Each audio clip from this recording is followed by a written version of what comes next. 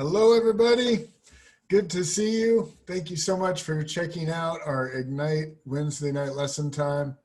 My name's Pastor Josh. I wasn't here last week. Starla, our leader, gave her testimony, did a wonderful job, so I'm so grateful for her. We're doing a small change in our Wednesday night lessons, a couple of them actually. First of all, we're launching them on Thursday nights instead of Wednesday nights. And so don't be concerned if you don't see it Wednesday. It'll come out Thursday. And if you're watching this, you probably realize that it did. Secondly, we're not going to do any more Zoom meetings for the time being. We're doing that every other week. And I think people are just tired of Zoom. I know I have had about enough of Zoom from all the meetings and stuff that I've been a part of. I know you feel the same way too. So what we're going to do is just do a shorter lesson, like a part 1 lesson and a part 2. So there'll be a YouTube video every week for you guys. We have the auction coming up November 15th. If you have any items you'd like to donate, or if you want to ask a couple businesses to donate on your behalf, it would be great for you to be able to earn some scholarship money to pay for big events. We're hoping that we'll have big events ready to go next year. We'll see how everything goes, but we are cautiously optimistic, and we want you to have the funding to be able to go. So be sure and ask a couple businesses, or ask your parents if they'd like to donate a gift card or something like that. And we're gonna have a great auction. Your family can come on November 15th if you want to bid on some stuff. We've already got some great stuff available, and so you don't want to miss that. All right, we've been in a series called God Unfiltered, and we're talking about what it would look like to see God clearly and not see him through some of the filters that we have in our own mind, our own heart, that maybe aren't in the Bible, or worse yet, some of the filters that society puts on God that are not necessarily true. So what would it look like to see God when we peel all that away? So what I decided to do for today is redo the first lesson I ever did when I was 8 years old. Believe it or not, I taught a class when I was 8 years old, just one time. It wasn't an every week thing. And the story goes, hopefully it's a little better this time than it was when I was 8. We'll see if I've improved at all. But I want to tell you how it happened. So I was kind of a little snot in church, and I was always goofing off. I was always sneaking out of class and going into the older class. And I remember, like I said, I was about 8 years old. I'm in Sunday school with my Sunday school, the other students. And the lesson was just boring me for some reason. And it was probably my fault, not the teacher's fault. It was actually a really good teacher. And I said something like, "Oh, this lesson is so boring." I mean, can you believe that? Like, what a terrible thing to say. And the teacher, who is a super nice, gracious guy, said, "Oh, you think you could do better?" And I said, "I think I could do better." And so he goes, "Okay, next week you're teaching, you're on." So I took him up on it. I mean, what an obnoxious little kid I must have been. And at the time, as an 8-year-old, what do you know about the Bible? What do you know about anything? So what I did know is that I really liked dinosaurs. I love dinosaurs. I had all kinds of, I had a dinosaur in the blanket that I slept on. My pillowcase was dinosaurs. I had dinosaur posters. I was just a big fan of dinosaurs. And I had learned in a conference that I went to about creation that there's this passage in the Bible that perhaps talks about dinosaurs. Wouldn't that be crazy? And I think it does. So I put together this lesson around this passage about dinosaurs, and the whole point of the lesson, the big spiritual takeaway, was the Bible talks about dinosaurs. It's pretty life-changing, huh?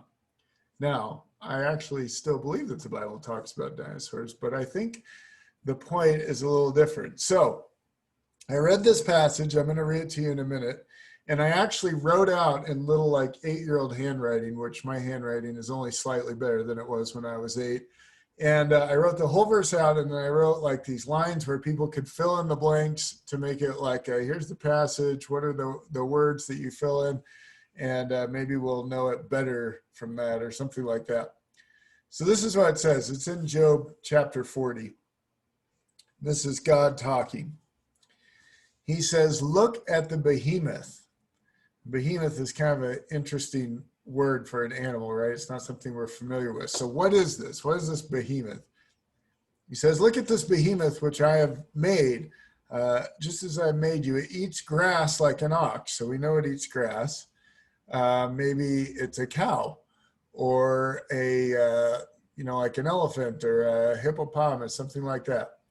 See its powerful loins, the muscles in its belly. Its tail is as strong as cedar. Now that's very interesting because if you've seen an elephant tail or a hippopotamus tail, they're about that long, maybe a little longer. They certainly are not the size of a cedar. So maybe it's like an alligator or something like that has a really strong tail. The sinews of its thighs are knit tightly together. Its bones are tubes of bronze and its limbs are bars of iron. It is a prime example of God's handiwork, and only its creator can threaten it. Now, here's the problem, is that now it's talking about the legs being tubes of bronze and limbs like bars of iron, like big, strong limbs. And an alligator has a huge, strong tail, but it has tiny little arms and legs, whereas an elephant has huge legs and a tiny little tail. So perhaps it's something like, a brontosaurus that has massive legs and a massive tail. One of the creatures that would fit this description perfectly. But the problem is, when I taught this passage, is that the fact that the Bible does or doesn't talk about dinosaurs isn't the point of the verse at all. And in fact, what the verse is teaching is something that's really foundational and really important to our whole understanding of seeing God the way he really is. And so it's important to see, and I totally missed it.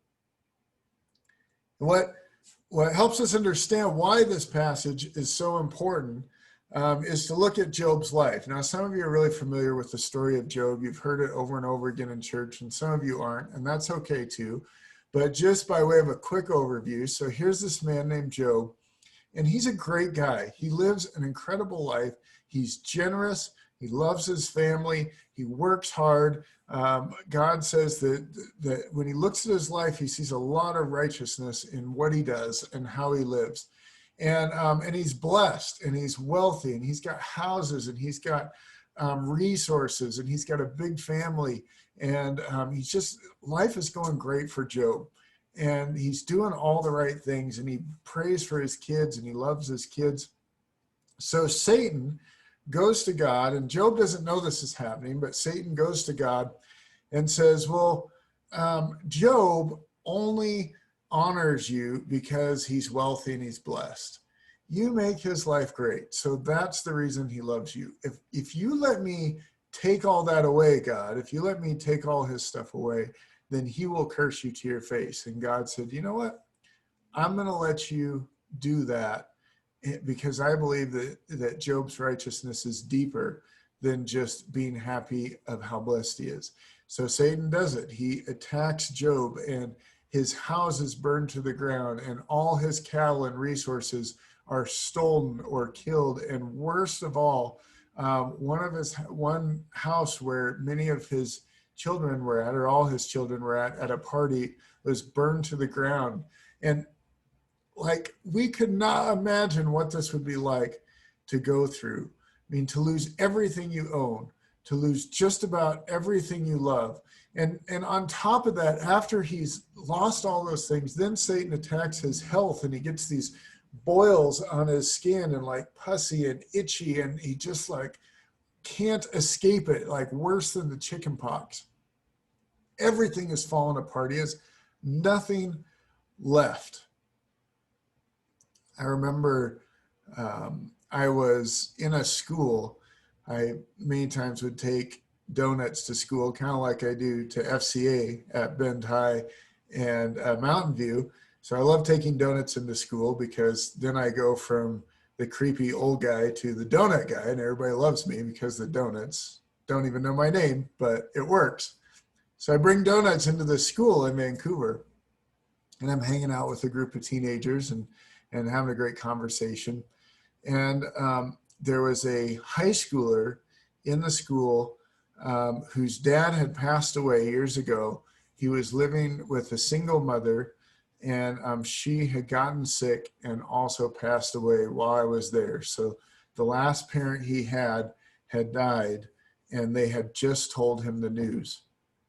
And it was kind of this crazy thing, because the guidance counselor of the school, this is a public high school, came to me, knew that I was a pastor, and asked if I would come talk with him and pray with him in the school counseling office.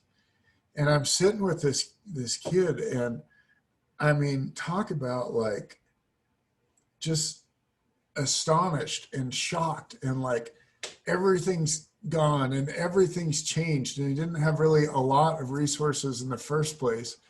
And it happens. I mean, it happens to teenagers. It happens to people when you least expect it, that like your whole world falls apart. Your worst fears come true. If you've been there before, or if you haven't, when your world starts to fall apart, here's some common things that happen. Like, we begin to lash out at others. We begin to feel hopeless. We begin to maybe even to the point of like wishing that we could die, or wishing that, thinking about ending our life, or cutting, or and certainly oftentimes there's like questioning God, like, God, why would you let this happen to me? If you're good, why would my life turn out like this? And maybe you're not real at all. Maybe the whole God thing is just a farce, because if it was real, then you would intervene on my behalf. And so Job is in this place, and in the story, his friends come and begin to argue with him and talk to him about, well, you must be at fault, and you must have done something wrong, and God must be punishing you. And Job's like, no, that's not it. It can't be it. I know that I've been serving God with my whole heart. And then God speaks after the friends are done. God speaks to Job. Now just think for a minute. What if you were God? It's a scary thought, right? I'm very glad I'm not. It would be a disaster. But what if you were God? What would you tell Job? Now, it would be reasonable to think something like, Job, it's going to be okay, right? I still love you, Job. I hurt with you.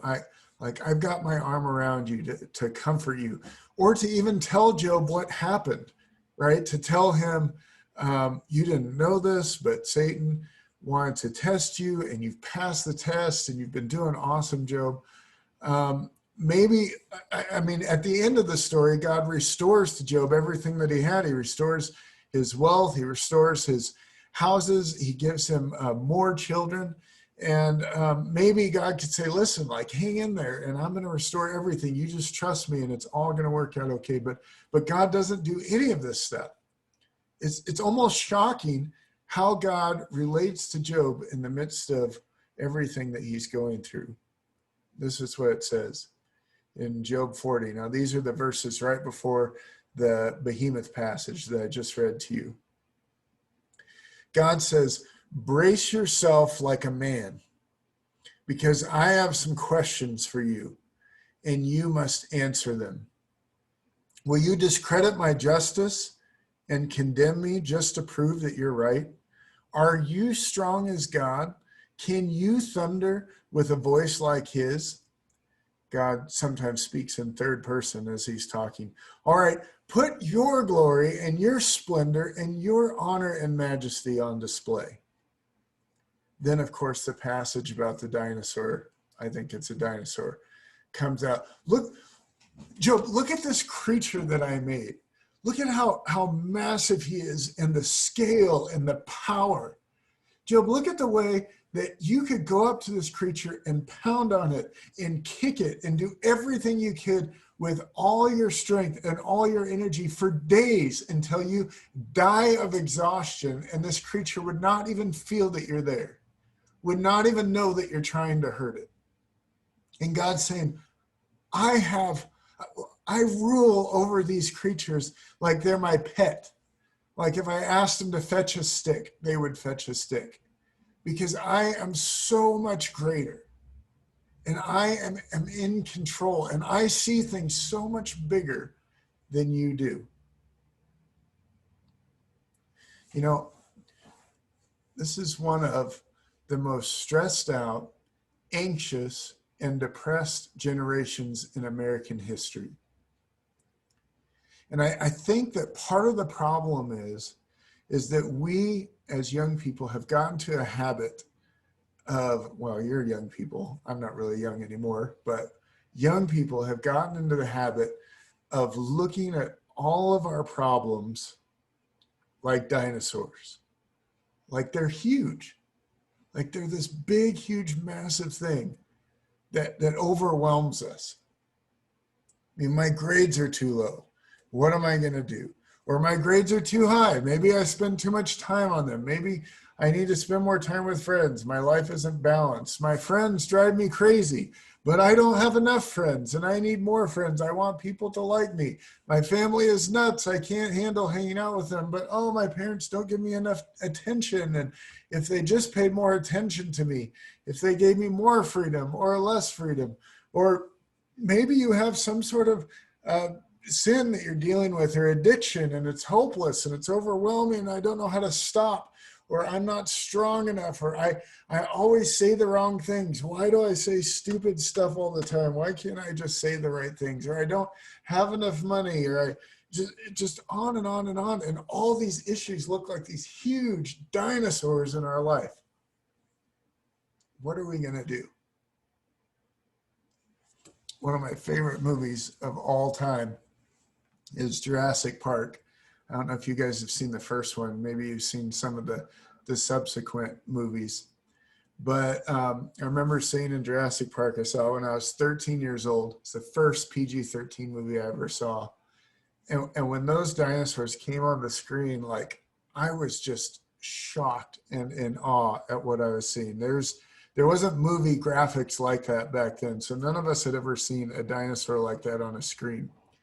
And it was terrifying. I mean, with the velociraptors and the T-Rex and all the different scenes and the rain and the mud, and I was closing my eyes and I was plugging my ears because the roars were, and it was like, God, it was such an intense, awesome moment. And I'll tell you, some of our lives are like that. It's like there's this scary stuff everywhere. It's like these dinosaurs are everywhere. We're constantly thinking about them and worrying about them. And the more we worry about them, the more it reminds us of other dinosaurs. And they seem bigger and they seem scary. They seem overwhelming. But the only way we get like that is if somehow we've become convinced that we serve a small God. That's why that happens. That we serve a small God. Because when we think that we serve a small God, the dinosaurs look huge and terrifying. So here's the question I want to leave you with for this week. Just to think about, process, and pray over. What would it take in your life, in your mind, in your heart to begin to see God bigger, to see God more powerful, to see God as in control and trustworthy? That's what I want to challenge you with. We just had an election this week. There's a lot of you that are nervous or stressed, and I don't know who you want to win or who you want to lose or whatever your thoughts are. Our whole country is just kind of freaking out about stuff. And so this is more important than ever to spend time asking God to teach us how big he is and what it means that he's in control and the peace and the joy that brings in our life. So next week, we're going to talk about some practical ways to implement this in your life. Because you hear about things about God and what he does and who he is, but sometimes it's hard to connect that to what's going on in your mind, in your heart. So we're going to do some simple things to make that connection. and show you how to put dinosaurs in God's hands, put stresses in God's hands, and let him take care of you. So love you guys. Let me pray for you real quick, and we'll be done for this week.